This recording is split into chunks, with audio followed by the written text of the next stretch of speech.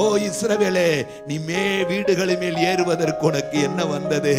யாரும் இல்லை என்றா நீ ஓடி ஒழுகிறாய், யாரும் இல்லை என்றாய் அழுகிறாய், யுத்தம் வாசல் மட்டும் வந்து விட்டதென்றா விளம்புகிறாய். இன்னைக்கு ஆண்டவர் சொல்லுகிறார், நான் உனக்கு துணை நிற்கிற கர்த்தர். கையை உயர்த்தி ஆமென் சொல்லுங்களேன். கர்த்தர் உங்களுக்காக இறங்கி வருகிறவர்.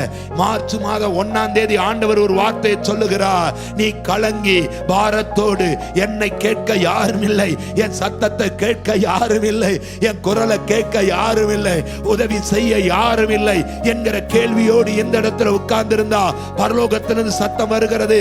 ஓ ஆகாரே, ஓ எலியாவே, ஓ மோசேயே, ஓ தானியேலே, சத்தம் வந்தது போல உன்னை நோக்கி சத்தம் வருகிறது. என் மகளே, என் மகனே, நீ தவித்து கலங்கி யுத்தத்தால் சூழப்பட்டு சிறைபிடிப்பதற்கு ஏதுவாக எதிரிகளால் வளையப்பட்டு பிரச்சனைகளுக்கு நடுவில் நீ உட்கார்ந்து இருக்கிறாயோ, உன்னை பார்த்து நான் கேட்கிறேன்னா, உனக்கான ஏதோ ஒன்றை நான் வைத்திருக்கிறேன் என்று சொல்லு.